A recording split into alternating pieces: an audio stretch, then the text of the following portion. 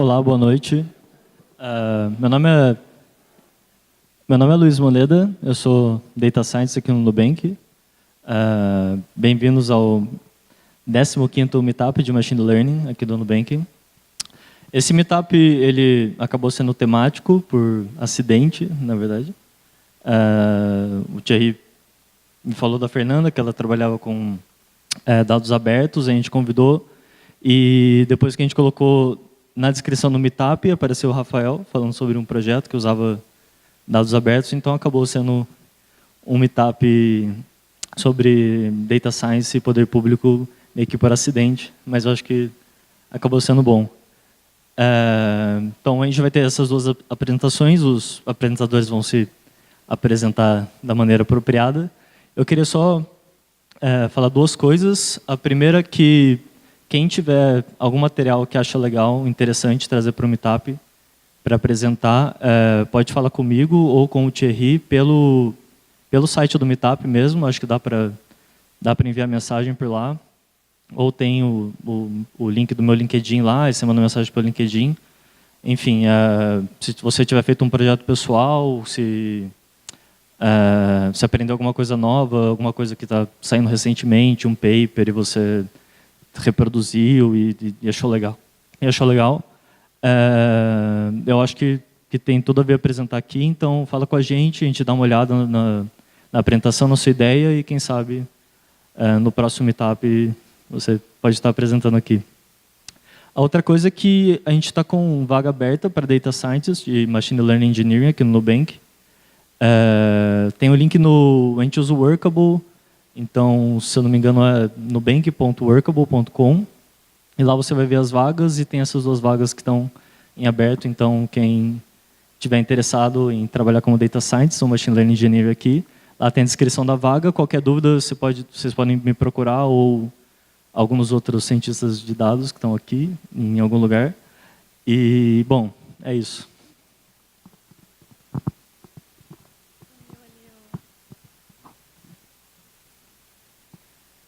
Olá, boa noite, tudo bem? Eu sou a Fernanda. Só para ter uma ideia aqui, quantos de vocês já trabalham com dados públicos ou já trabalharam alguma vez, já precisaram fazer alguma coisa com dados públicos governamentais? Legal. Então, a ideia aqui, como a gente tem um público heterogêneo, é falar primeiro sobre o conceito de dados abertos, o que são.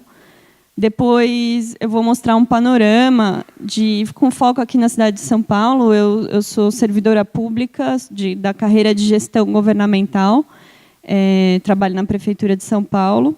Já trabalhei na Controladoria Geral do município, então era responsável pela política de transparência da cidade. Hoje eu estou na Secretaria de Educação, onde a gente também tem um projeto de dados abertos, de governo aberto, chamado Pátio Digital. Então, eu tenho aí uma trajetória de uns 5 anos no setor público, trabalhando com o tema da transparência. E a gente sabe que dados governamentais são de difícil acesso, muitas vezes a gente acha que é tudo opaco, que não tem informação disponível, mas a verdade é que tem muita informação disponível, mais do que a sociedade tem capacidade, assim, no sentido de tempo, de recursos para consumir, e mais do que a gente, às vezes, sabe do que está no ar, né? Então, a ideia de hoje é mostrar, que foi também o que o pessoal tinha pedido, mostrar onde estão esses dados, algo um pouco mais caminhando para o mão na massa, o que fazer com eles, que é a parte mais difícil da fala aqui, que é o que fazer com esse monte de dados, porque mais do que saber mexer com dados, mais do que saber a técnica, a dificuldade é saber da área de negócio, de saber como que funciona, como diabos funciona o orçamento público, como que funciona. Então, assim, a base de dados está lá, mas a interpretação dela depende muito do conhecimento específico daquele tema. Então, o objetivo hoje é a gente dar uns primeiros passos, dar uma olhada no que tem, Depois também vai ter o Rafael, que vai apresentar o caso dele mais específico no tema de licitações. Mas eu vou ficar disponível depois também para a gente conversar. Eu vou indicar links aqui para vocês explorarem.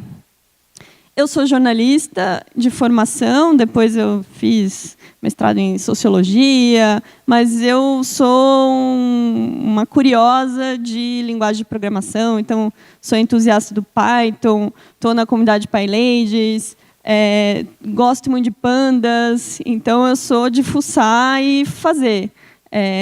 Muito do que eu faço foi aprendendo assim, mão na massa. Então, claro que a gente pode dialogar aqui sobre questões técnicas, mas o meu negócio mesmo com os dados é a parte política, é a parte de como abri-los, como convencer o setor público de que aquilo é importante, de engajar a comunidade.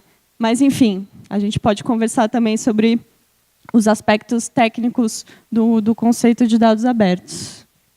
Eu esqueci em algum lugar. Então, o que são? Qual o conceito básico de dados abertos?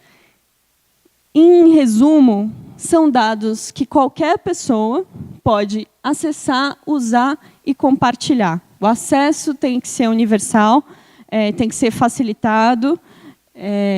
Você tem que estar apto a utilizá-los, então tem que ter uma licença que expressamente diga que você pode utilizar, que você pode fazer um trabalho derivado com aquilo, que você pode criar seu aplicativo, que você pode colocar, publicar no seu site e compartilhar, redistribuir essa informação. Então, entrando em detalhes.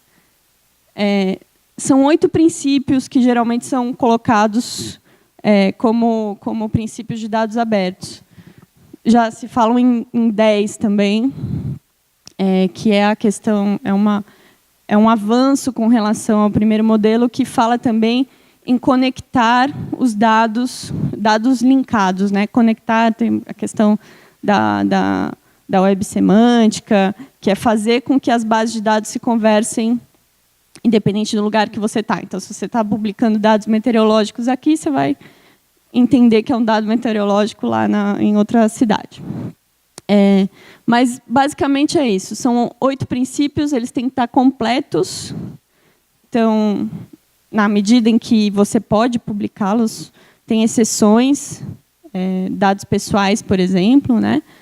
Mas os dados eles têm que ser o mais completos possível da forma como eles foram coletados. Primários também tem a ver com isso, que são dados não agregados, dados que você... o máximo de desagregação possível. Então, você está trabalhando, por exemplo, com censo escolar, né? Dados de cada aluno, atuais, acessíveis, processáveis por máquinas. Então, mais do que ninguém, vocês sabem a importância que é o dado estar estruturado e num formato que os computadores conseguem ler. Então, pouco adianta uma planilha PDF com uma imagem escaneada.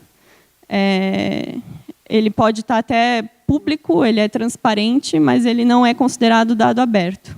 Tem essa diferença fundamental. Quando a gente fala de transparência, a gente está falando de algo mais amplo, que é o fato de aquilo estar visível. Mas aí, se você está falando de dado aberto, você está falando desse conjunto de princípios, que é um subconjunto da transparência. O acesso não discriminatório, então você não pode pedir cadastros para acessar, embora isso seja comum. Mas você não pode pedir o CPF, você não pode pedir... muitas APIs acabam fazendo isso, que é uma forma de você controlar o acesso, de você entender quem está usando e para quê, mas a verdade é que quanto menos barreiras você tiver para o acesso, mais próximo do conceito de dados abertos ele vai estar. Formato não proprietário. Então, há alguns anos, por exemplo, você tinha lá a base de dados do censo escolar, que você só conseguia abrir no formato do SPSS, sei lá. E se ele não tiver num formato CSV, por exemplo, que você consegue importar em outros softwares, ele não está dado aberto. Ele está disponível, ele está público, mas ele não segue esse princípio de usar formatos não proprietários. E com licenças livres, que é isso que eu estava falando. Então, não importa a licença, mas tem que ser uma licença permissiva. Tem muitos que traduzem errado isso aqui, inclusive na lei municipal, alguém foi lá pegar na... Vocês têm um artigo na Wikipédia, não é na Wikipédia, senão eu já teria editado.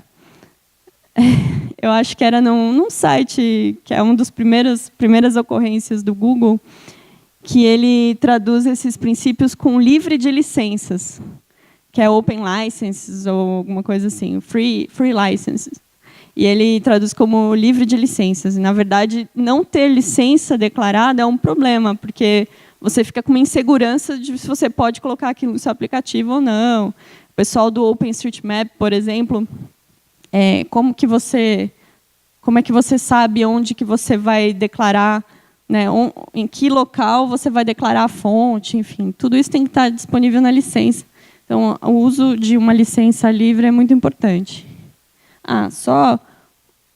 Essas são duas referências, acho que depois o pessoal disponibiliza a apresentação, né? Deixei os links. Esse Dados Abertos Conectados é um exemplo, é um livro do CEUEB, que é o Centro de Estudos da Web, que é ligado à W3C, né, que faz os padrões também para a web. E esse do Open Data Institute de Londres, que faz vários guias, várias publicações. Esse daí é um que fala do nível de maturidade dos dados. Você tem também o modelo do ODI, que ele fala assim, do espectro de dados abertos. Então, você tem do fechado ao aberto, o que é de acesso interno, o que é de acesso restrito a um grupo, a um conjunto de pessoas. Aqui a gente está falando do que é público, e aí aquilo que eu falei sobre a licença, né, que determina o uso. Então, o Twitter feed, por exemplo, o feed do Twitter é um dado público, e você tem também a escala do que é, se vai do pessoal ao governamental, né? Comercial também restrito. Então, quando a gente está falando de dados, a gente não está falando necessariamente de dados de governo. Às vezes a gente está falando de dados públicos, abertos. Tem um movimento, inclusive, do Open Banking. Eu não sei se o Nubank está seguindo essas discussões, mas tem um movimento internacional do Open Banking que fala de diretrizes, de parâmetros de uso e publicação de dados, e aquilo que é disponível com licenças abertas para quaisquer pessoas. Então, o timetable, né, a grade de horários do ônibus. Então, isso também é um dado que não tem restrição, né? Inclusive, a licença pode ser domínio público. Aqui é um site que até estou tentando adaptar aí um bingo de dados abertos muito conhecido por quem trabalha com dados, que é quais são os problemas mais recorrentes que a gente ouve quando está fazendo projeto de abertura. E aí, em qualquer lugar do mundo, gente. Isso aqui tá do italiano, mas já fizeram em inglês. Tudo que você vai ouvir. Então, a base de dados é muito grande, as pessoas vão interpretar os dados mal. Então, se vocês forem trabalhar ou na relação com um governo ou dentro de um governo sobre dados e vocês ouvirem algum desses argumentos, vocês podem gritar bingo e ver aqui quais são as respostas mais efetivas que têm sido dadas para esses problemas. Então, aqui, por exemplo, aqui ainda está em construção, tá? Inclusive, quem quiser ajudar, está no repositório aí, o link.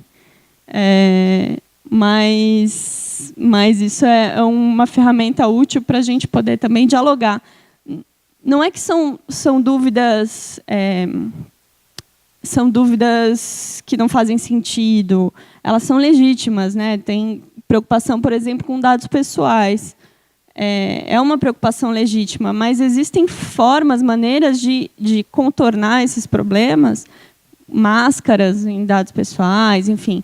O que a gente não pode é encarar isso como obstáculos para promover a transparência. E aí, entrando na parte de onde estão esses dados. E aí eu já vou falando sobre o que fazer com eles ao longo do caminho.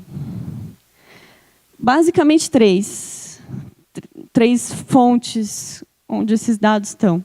Tem os portais de dados abertos, que a gente usa muito, por exemplo, repositórios como o CICAM, não sei se vocês já ouviram falar, mas os principais portais de dados abertos no mundo, então, o nosso dados.gov.br, o data.gov dos Estados Unidos, data.gov UK, tem mais de 150 portais usando o CICAM, entre países, cidades, enfim. Tem outros, o Socrata, por exemplo, mas o CICAM, por ser software livre, ele é bastante utilizado e ele é mantido pela Open Knowledge Foundation. Outra fonte de informação são portais da transparência. Eles são de uma geração anterior dos portais de dados abertos, mas eles coexistem, eles ainda são muito importantes, porque ele tem a ver com... ele é mais acessível para a população que não mexe com base de dados. Ele vai lá, você vai consultar um dado na interface, você vai consultar um funcionário público, você vai consultar um gasto. Então, tem o portal da transparência do governo federal, né, que tem as coisas da Controladoria Geral da União. Enfim, tem portais como esse e tem portais temáticos, que aí vai ficando mais difícil, porque a gente muitas vezes não sabe que existem, né? Eu vou mostrar alguns para vocês aqui. Mas a ideia é que o bom do dados abertos é que ele indexa, a ideia é ele ser um catálogo de tudo que é base governamental de um ente. O mais legal ainda se a gente tivesse um sistema federado, nacional, todos os portais municipais, estaduais, estivessem indexados no mesmo lugar. É possível fazer isso com dados, com portais como o CICAM, porque ele tem uma arquitetura para isso, e ele tem APIs também, que você pode consumir. Ele é, de novo, de uma geração posterior aos dados abertos, aos portais de transparência, né? Quando o governo federal começou a publicar os dados de orçamento, foi lá para... já faz mais de 10 anos, né? Então, acho que 2008 já tinha... o Brasil foi pioneiro na publicação de dados orçamentários. Até hoje você tem levantamentos, né? O Index, Open Data Index, que faz indicadores de todos os países, compara, né? O Brasil vai muito bem em dados orçamentários, vai muito mal em dados de empresas e dados geoespaciais, principalmente porque a base de dados do CEP é fechada. Mas também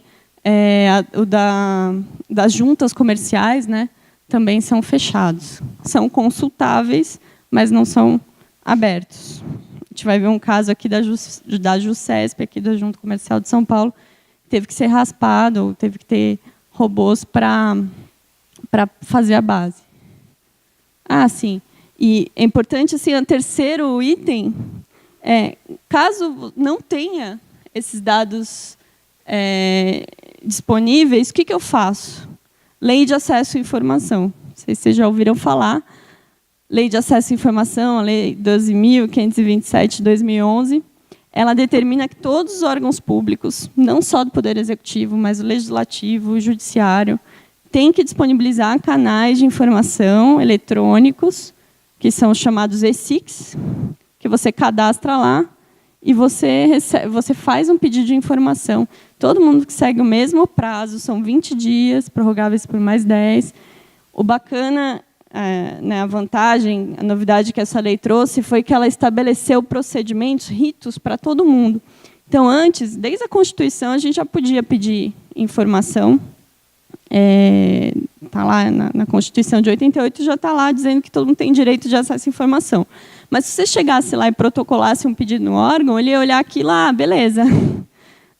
Vou guardar aqui o seu pedido, um dia eu apresento. Agora, não. Se ele não cumprir esse prazo, ele vai subindo de instância. E o judiciário também tinha um problema, porque ele falava assim, olha, eu não vou Eu não sei se eu entro com a ação mesmo ou não, se eu levo adiante, porque eu não sei se você esgotou tudo que tinha para fazer no executivo, né? Eu não posso interferir nisso, nos procedimentos dele. Agora não. Agora, se você subiu, um órgão não te deu, aí você subiu para o ministro, aí o ministro não deu, aí tem uma comissão, a comissão não deu, tudo isso num prazo rápido, 5 dias para cada intervalo, você já tem a opção de ir à justiça para requerer essa informação. Isso a gente teve casos aqui, por exemplo, no Estado de São Paulo, a Secretaria de Segurança Pública negou informações para a Folha de São Paulo com base nesse procedimento que eu falei, e a Justiça ordenou que as bases de dados daqueles autos de resistência, dos homicídios, na verdade, que eles fossem fornecidos. Então, esse é um tipo de mecanismo que não ficou no papel. É uma lei que pegou, é uma lei que funciona e é um recurso para quem trabalha com dados fazer pedidos de acesso à informação, caso não consiga. Então, vamos lá, dados sobre despesas. Essa é uma categoria que é a mais tradicional, digamos assim, que é que todo mundo fala em transparência, vai pensar em gastos. Né? O que o governo está gastando?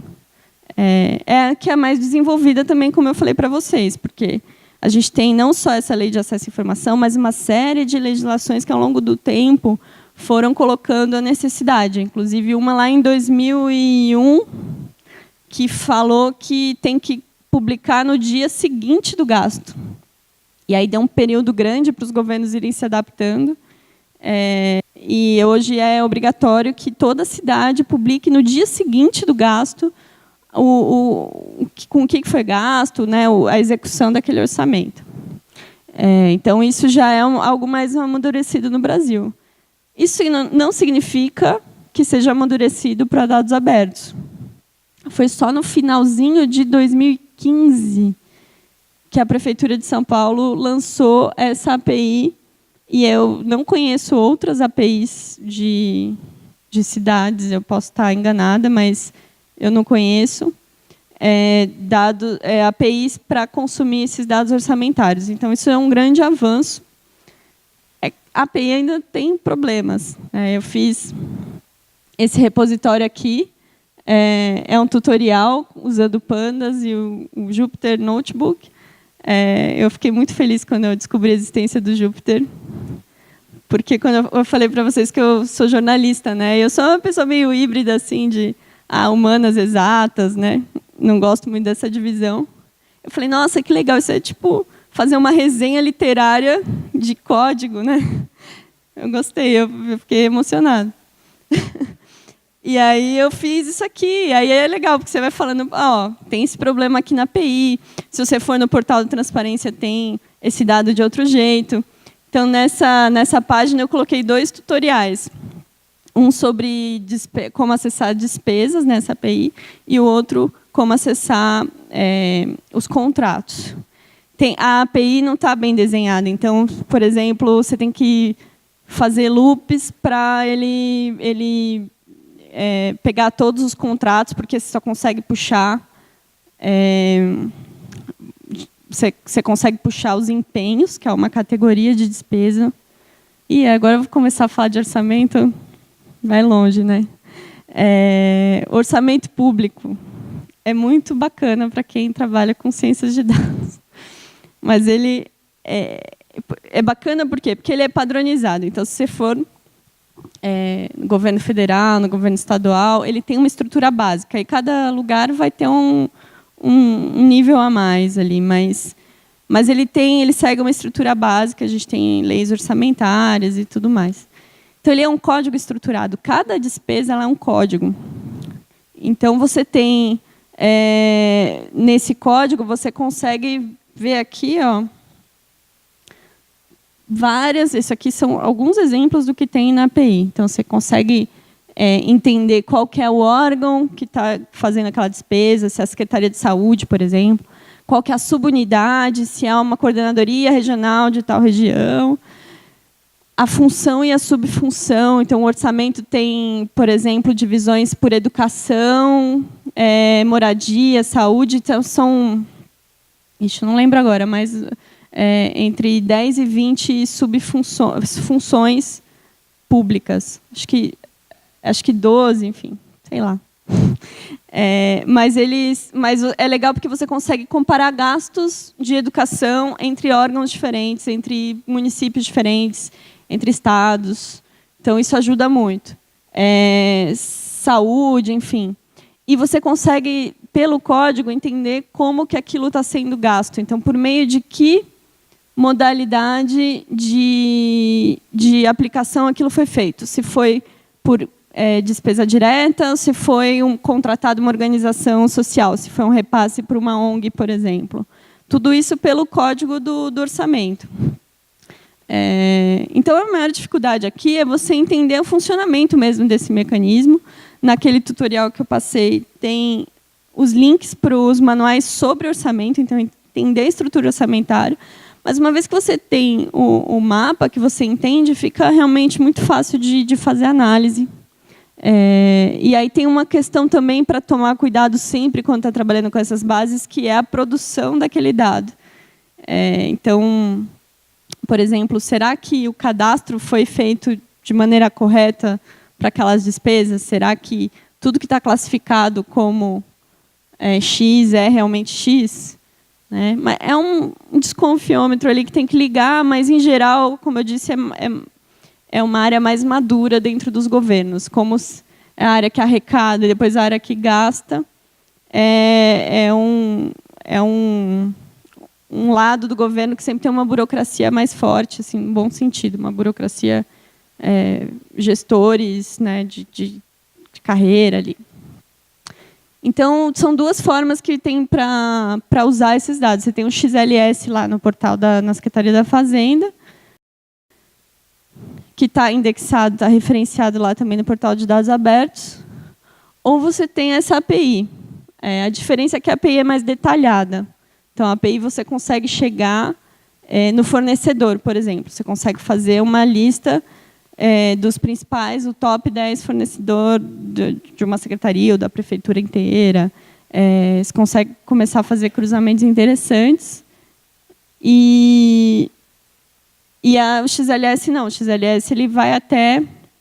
Você consegue...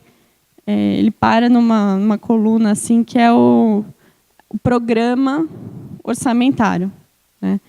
Então, o programa por exemplo, expansão de vagas em creche. E aí, a principal maneira que tem de fazer isso em São Paulo é fazendo convênios.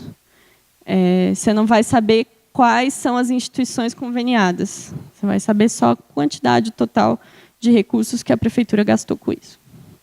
Enfim, isso aqui são os detalhes lá. Dados geoespaciais, outra categoria. Isso daí já é um site temático, como eu falei, não é um portal de dados, é um portal... Esse aqui é o GeoSampa. Alguém já tinha ouvido falar de GeoSampa? Olha, quase ninguém.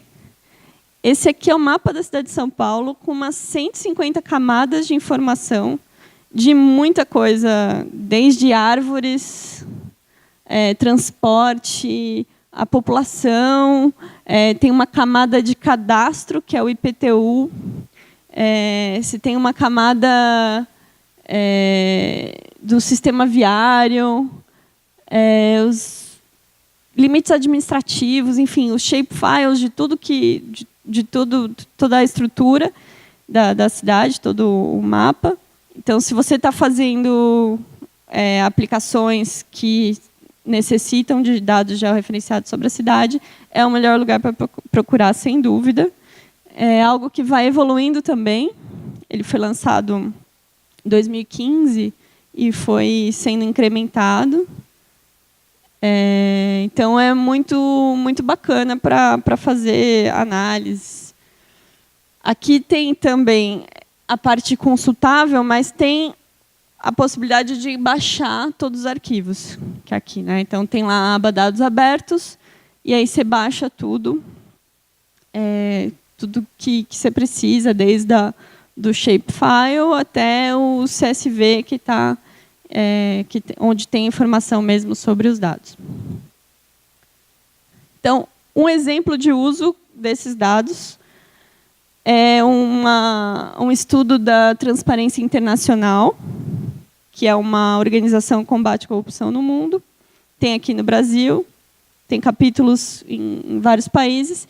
E eles fizeram uma coisa muito interessante, que foi usar os dados do IPTU que eu falei, então são dados de propriedade de imóveis, e cruzar com... Aí foi um trabalho também de raspagem, eles tiveram que fazer robôs para consultar a Junta Comercial do Estado de São Paulo, que tem uma limitação de consultas por usuário.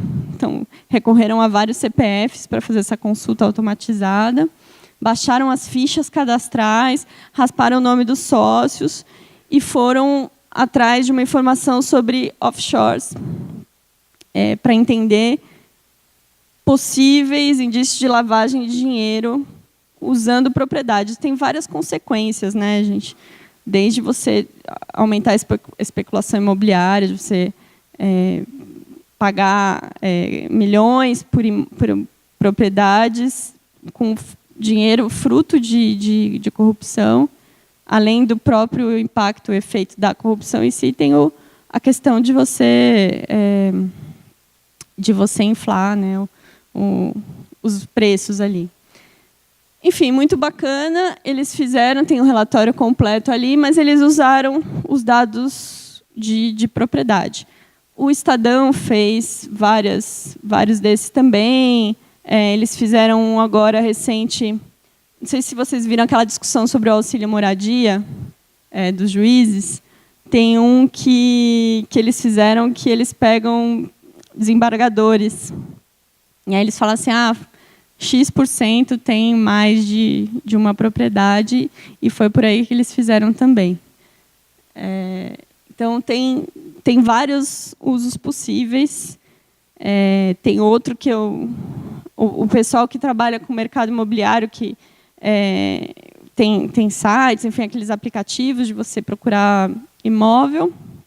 Por exemplo, pegou das árvores ali que tem no GeoSampa e fizeram as regiões mais arborizadas, para colocar essa como uma informação também quando está buscando imóvel. Então, são dados que podem ser usados das mais diversas formas.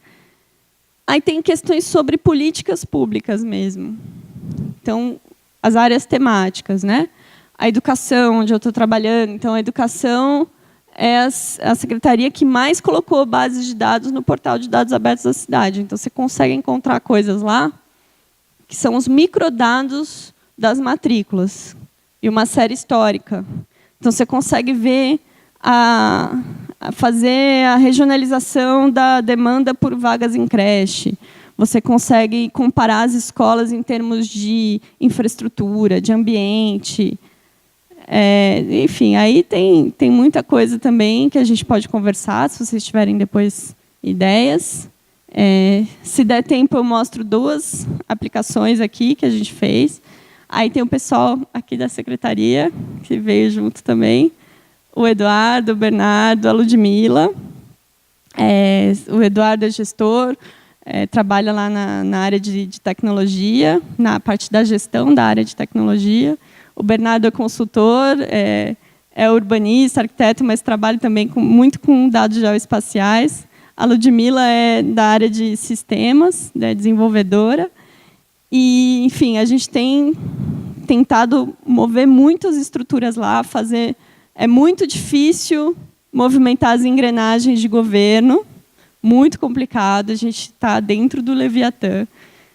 Mas é importante saber que tem pessoas com muita disposição de mudar as coisas e que estão tentando achar formas. A gente tem um projeto que chama Pátio Digital, que é um projeto de governo aberto. Então, a ideia é usar os dados abertos, formar a comunidade. A gente tem o nosso meetup também, a cada 15 dias, às quintas-feiras. Fica numa casa aqui perto até, né, no Pacaembu. A casa que era dos Buarque de Holanda, era do Sérgio Buarque de Holanda, um casarão bonito lá. A gente também tem pizza. E, enfim, a gente tem feito várias formas, ele tem tentado várias formas de envolver as pessoas na busca de soluções. E tudo isso envolve dados abertos, porque é como a gente usa o insumo que a gente tem. E uma dessas coisas era, por exemplo, o cardápio das escolas. Agora, a gente tem que lidar com a realidade de que, no governo, a gente não tem dados estruturados como a gente gostaria. Aliás, esse é um dos grandes problemas. Por que a gente não usa dados? Por que a gente não faz análise de dados para melhorar as políticas públicas? Porque, às vezes, a gente não tem esses dados, né? Então, o desafio é produzi-los. E a gente fez um concurso, um edital. É como se fosse um hackathon, mas, no final, a gente contratou o protótipo, a melhor solução, e eles desenvolveram para a gente conseguir dar transparência para o cardápio de cada escola. Então, hoje, eles fizeram um editor, né, para a gente estruturar a informação. Então, isso é um exemplo.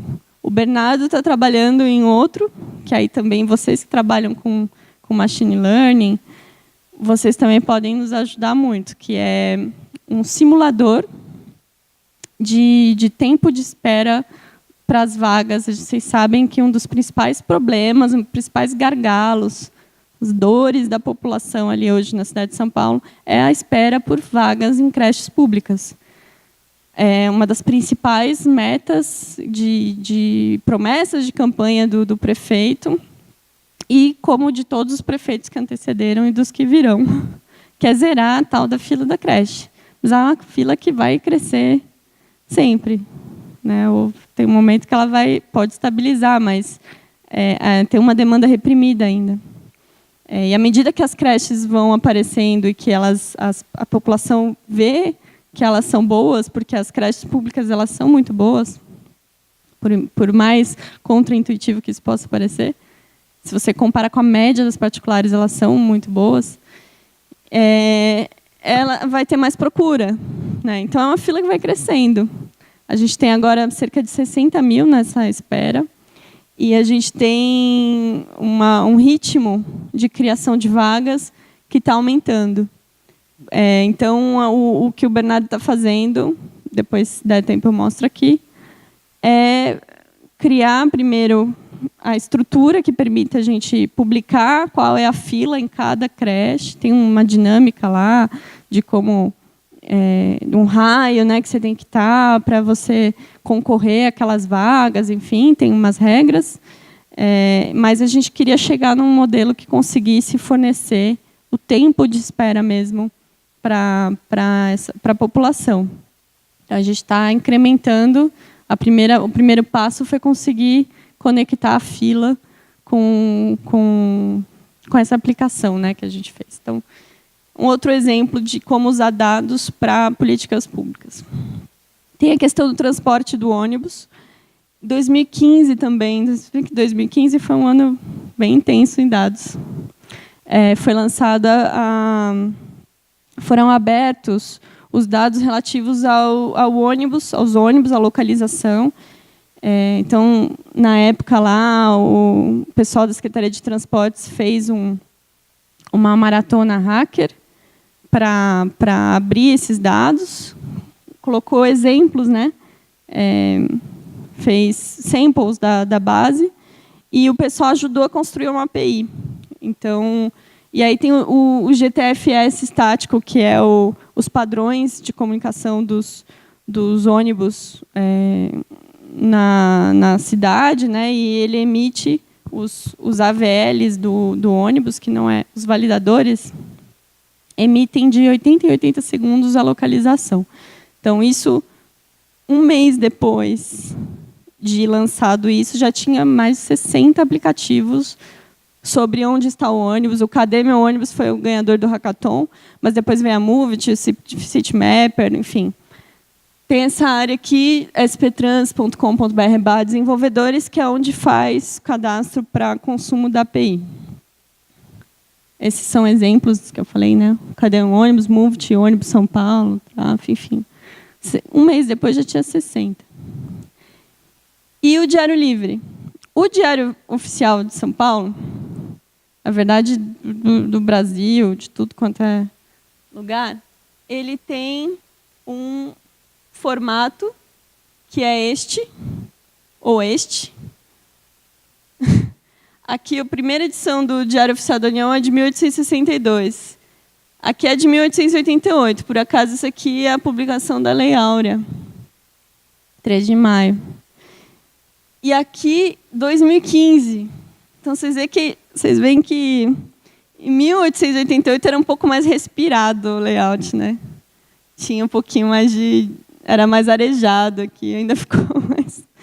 A fonte ficou menor e tudo. Não, brincadeiras à parte, é uma estrutura de comunicação do governo para a sociedade que é muito engessada e hoje ajuda muito pouco a fazer análises automatizadas de informações. E aqui é onde tudo que acontece, que para ser oficial, quase tudo tem que sair no Diário Oficial, desde as nomeações, as compras. Quando a gente fala que o governo tem que publicar informação, a gente está falando do Diário Oficial. Então, é uma fonte para muita coisa, né? Tudo que vocês possam imaginar. Então, esse formato é insustentável.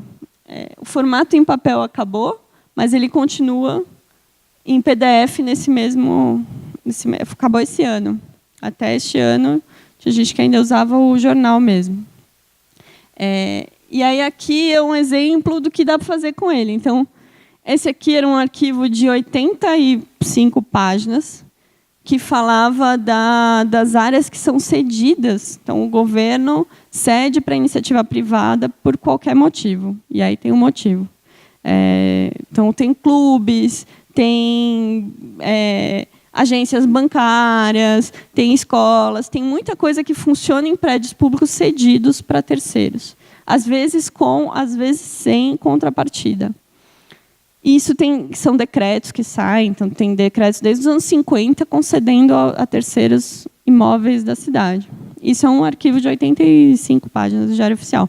Eu fui lá e usei esse Tabula, não sei se vocês conhecem, é uma ferramenta para... É software livre, é uma ferramenta para você raspar dados estruturados em PDF, em um formato de planilha. Dá um pouquinho de erro, então tem margens aqui do arquivo, então tem que selecionar, enfim. Mas 99% dos dados eu consegui extrair, foi ótimo. Mas nem tudo sai estruturado daquele jeito, né? Nem tudo tem esse formato de tabela. Então, não é uma opção. É uma alternativa quando você realmente precisa raspar dados, mas não é uma opção. Tem outras ferramentas, tá? Vocês devem conhecer. Isso daí eu recomendo. Então, o Diário Livre ele foi um instrumento que foi criado, experimental, mas ele já tem aí, eu olhei ontem, continua funcionando. Ele puxa dados que vão para o Diário Oficial em TXT e viram aquele PDF horroroso. Ele puxa para cá. Então, aqui você consegue fazer download da série histórica desde 2003, de tudo que saiu no Diário Oficial da cidade, fazer análises. Aí é análise de texto mesmo, né? Aí é um pouquinho mais complicado.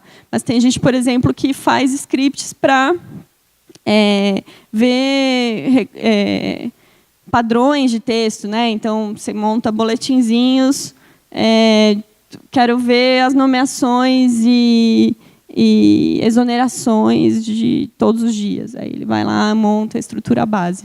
Porque isso não é uma coisa que tem estruturado num sistemão da prefeitura. A gente não tem assim. Então, o Diário Oficial ainda é fonte para isso, pelo menos aqui em TXT dá para usar. O próprio sistema está num repositório também, foi feito em parceria com a USP. E aí ele está no GitHub também para quem quiser contribuir. Ele é feito com softwares livres também. Esse aqui é um exemplo de uma aplicação, não é decorrente do Diário Livre, ele já existia, é uma dessas empresas que fazem raspagem de Diário Oficial para escritório de advocacia. Aí tem muitos usos possíveis, né, também, para empresas que querem fazer contratações com o governo, então elas ficam de olho nos editais. Essas empresas fazem raspagem e podem também fazer a partir de muito mais facilmente com dados abertos. E, se não encontrar os dados, então, dá-lhe lei de acesso à informação. Como eu tinha falado no começo, é só fazer um pedido de acesso à informação no ESIC, que é o sistema aqui da prefeitura, tem no Estado, tem no governo federal, enfim. Aqui é um exemplo de uma organização, que é um coletivo X de pessoas, que fala de mobilidade urbana. Então, o pessoal da bicicleta, o pessoal que é ativista desse tema. E tinha um relatório da CET que era de acidentes de trânsito, de mortes. E ele era um relatório PDF que a CET compilava informações de boletim de ocorrência, das delegacias, enfim, eles tinham que fazer um trabalho complicado de ordenar a informação do IML. E eles montavam um banco de dados, e esse banco de dados era feito para análise e gerar um relatório.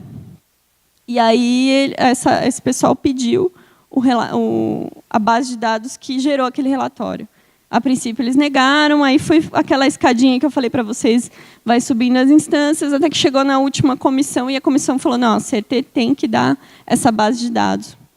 Então, é uma opção quando vocês veem um relatório público que tem informações que interessam para vocês, que vocês podem usar para alguma coisa, mas que não tem a base de dados que gerou aquilo, uma opção é pedir a base de dados, porque se eles publicaram, é porque ela existe. Se ela não existe, é outro problema que tem que vir à tona também. Mas o ideal já seria publicar o relatório junto com a base, né? Mas quando não tem, é possível pedir. E, por fim, aqui é outro exemplo de jornal, né? Aqui é também a questão das multas. Depois acabou sendo aberto porque era um dos pedidos mais solicitados no ESIC da cidade. Eu quero saber de gente que pedia assim, porque queria saber do próprio caso. Então, eu tive uma multa ali, então quero saber todas as multas que foram geradas naquela região, sei lá. E tem pessoas que queriam analisar, tinha aquela discussão, a indústria da multa. Então, a base de dados também era um transtorno, porque é um sistema antigo, toda vez tinha que ficar, a cada pedido de informação, corria o risco de parar o sistema que gera as multas na cidade para atender extração de relatório, um horror. Mas, enfim, esse depois foi transformado também, tem um BI lá dos dados de multas, está disponível também. Não chequei, não coloquei aqui porque não deu tempo de olhar, mas se vocês olharem lá no site da CET, é para ter também até o ano passado tinha essa informação.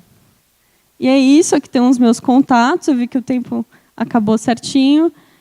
Vai ter o Rafael também que vai apresentar a aplicação que ele fez, e depois, se der tempo, a gente conversa mais. Mas, de qualquer maneira, meus contatos são aqui. Se vocês quiserem entrar em contato, só dizer. Obrigada.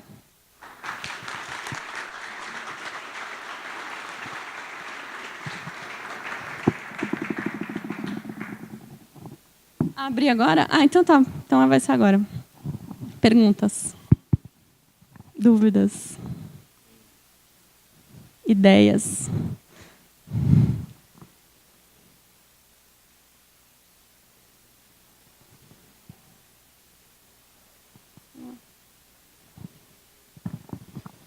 Eu gostaria de saber qual que é o maior desafio para vocês para conseguir abrir esses dados dentro da prefeitura. Uhum. Aquele bingo que eu... Qual que é o seu nome? Paulo Henrique. Paulo, aquele bingo que eu mostrei, ele é muito real. Assim, eu gosto muito dele porque ele mostra que os problemas são meio que universais assim, em todos os entes públicos do mundo que se dispõem a trabalhar com isso. Mas, aqui no caso da cidade de São Paulo, e eu acredito que seja o caso de vários órgãos, da maioria dos órgãos públicos, tem a questão estrutural mesmo dos sistemas, que são antigos, sistemas legados, tem coisa que ainda funciona no mainframe. Então, os sistemas não foram projetados para lidar com relatórios, com informação, muito menos com BIs, enfim. São com web services. Ainda é um desafio, porque mesmo os novos sistemas eles ainda não estão sendo desenhados para fazer isso. O ideal seria agora que a gente vai fazer um sistema novo, já pensar nessas coisas. Mas não é uma cultura que ainda está na instituição. Agora, eu costumo dizer assim que aquele nível de maturidade que eu mostrei para vocês, tem uma escala de maturidade, eu prefiro muito mais a gente começar pelo básico, que é jogar as planilhas no ar, colocar as planilhas no portal de dados abertos, porque o maior desafio é a cultura do sigilo. É aquilo assim, a gente não pode publicar porque é sensível, porque as pessoas vão começar a achar erro, porque tem erros. Né? Então, o fato de estar aberto expõe muito o governo. Então, a desculpa sempre vai ser assim, a gente não tem capacidade técnica para abrir. Mas começa pelo básico, que eu acho que o principal é enfrentar a cultura de sigilo. Então, tem a questão técnica, mas eu acho que o principal é a questão política mesmo, que é o convencimento de que aquilo é importante, de que aquilo vai ajudar, que não é só expor, aquilo também protege o gestor, porque os casos de fraude, de corrupção, eles podem até ser inibidos com a transparência. Tem uma coisa que chama efeito audiência, que é um efeito que o pessoal que estuda comportamento humano, né? Então tem essa fronteira entre psicologia e política. Eles analisam que tem um efeito de inibição quando você põe aquilo, é meio óbvio, né, gente? Mas tem gente que estuda isso e comprova. O fato de aquilo estar disponível para o público faz com que as pessoas pensem 3, 4 vezes antes de fazer alguma coisa errada. Então, a transparência ela tem um efeito preventivo também. Então, assim, as pessoas entenderem que essas coisas existem, acho que são os maiores desafios, né? Cultural mesmo. Oi, Fernanda.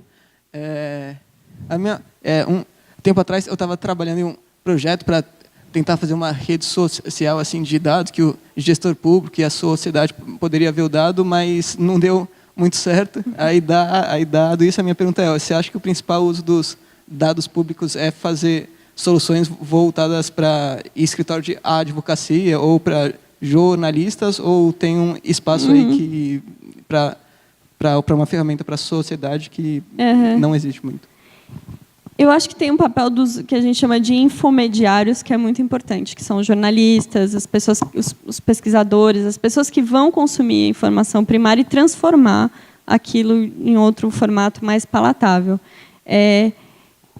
Que tem a ver com a pergunta que o Paulo tinha feito também. A partir do momento que as pessoas estão usando, fica mais difícil retroceder. Então, se hoje alguém tira a informação do ar ali deixa eu ver uma que está sendo bem usada. Essa do IPTU mesmo, que já tem muita gente de olho fazendo cruzamentos, os jornalistas já estão bastante de olho.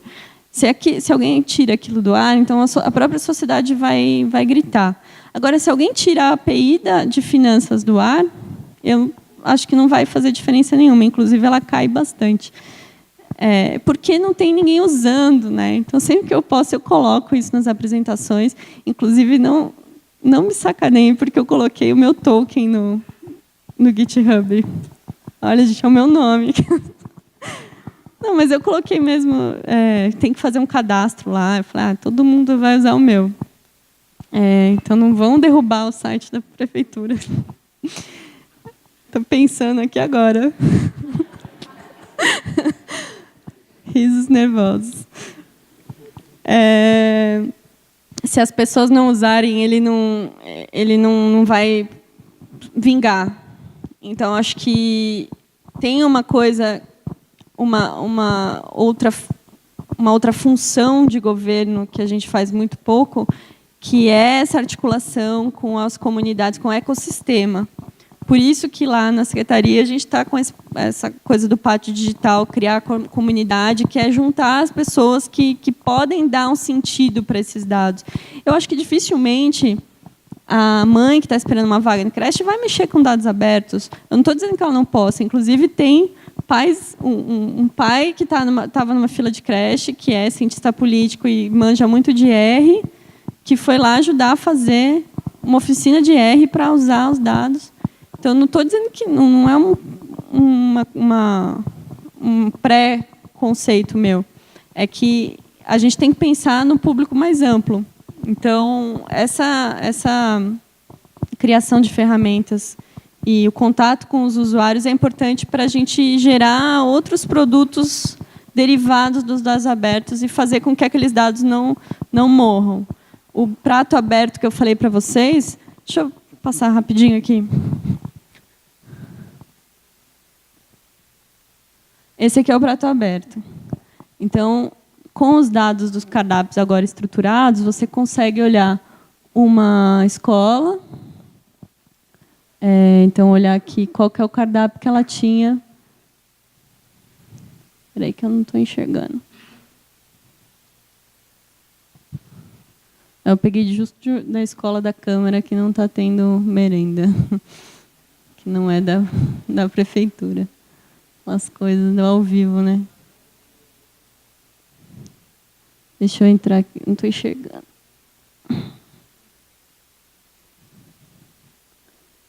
Então, aqui, ó. Aí ela vai ter os cardápios que tinha naquela unidade, naquele dia.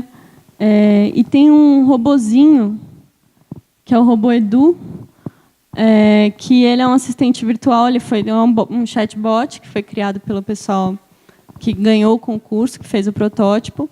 E a ideia é que a gente consiga evoluir esse chatbot para atender sobre outros serviços da prefeitura. Então, ele vai consumir dados abertos e as pessoas vão consumir os dados abertos, mas ela não está indo lá baixar a planilha, né?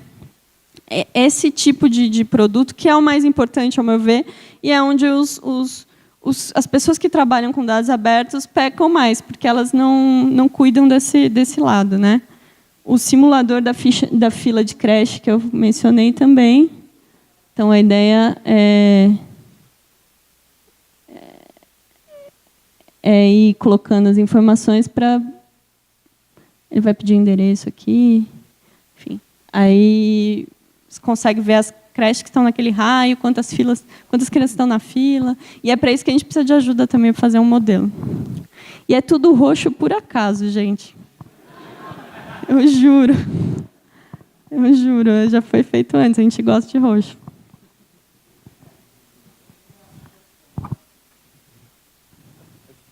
Bom, tinha uma pergunta.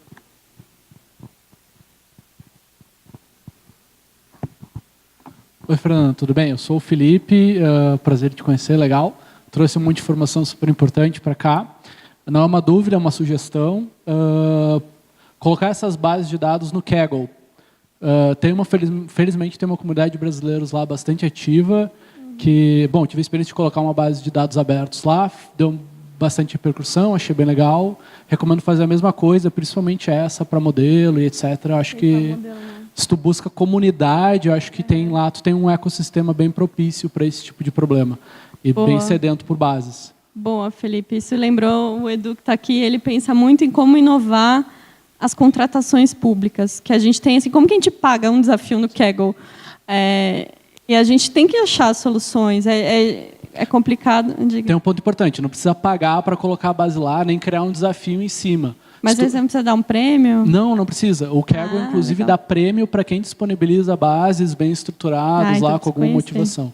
Então, tu pode colocar de graça lá a base, sim ou não criar uma competição em cima dela, mas tu pode colocar e as pessoas publicarem kernels de maneira voluntária. Pelo prazer de contribuir também. Isso é muito legal, Felipe. Exato. Acho que é um ambiente bem interessante para colocar isso. Acho que dá certo. Legal. Tem uma outra coisa que é da sustentabilidade também. Esses projetos que a gente faz são open source, né? E tem uma outra ferramenta também, por exemplo, o Bounty Source, que é de issues, que você coloca lá as issues e remunera as pessoas. Então, o Edu ali, que não é um robô, mas é homenageado, ele está pensando também em como fazer um modelo de credenciamento, de como remunerar pessoas para resolver issues, que a gente fortalece também a comunidade. A maioria das coisas que a gente está fazendo é Python, mas estamos começando provavelmente a usar Rails também, Ruby,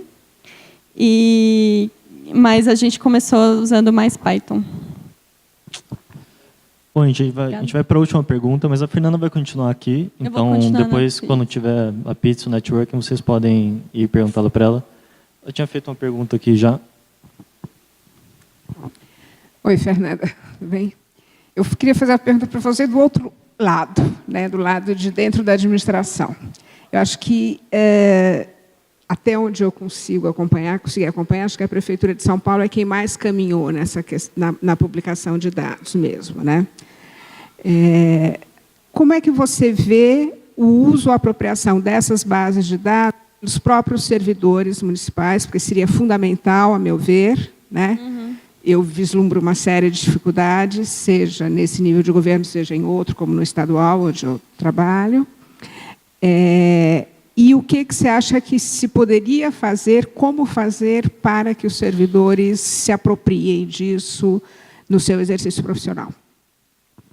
Legal. Eu acho que tem vários níveis aí para pensar, várias camadas, né? Você tem a alta administração. Então, você tem, por exemplo, o secretário de educação do município, que ele tem que decidir onde que ele vai construir creche. Então, é usar dados para tomada de decisões. A gente faz muito pouco isso ainda. Quando as pessoas pensam em dados, governo, que o governo tem todos os dados de todo mundo, na verdade, o setor privado está muito além, né, na coleta e mineração de dados. Enfim, o governo não faz, embora tenha muito dado. Então, acho que uma primeira dimensão é usar dados que já tem para tomada de decisão.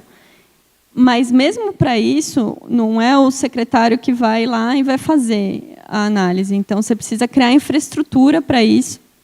E aí esbarra de novo na questão, né, como ter dados rápidos, gerenciais, que fazem sentido, para os assessores, as pessoas que estão ali no entorno, formulando mesmo as políticas, né?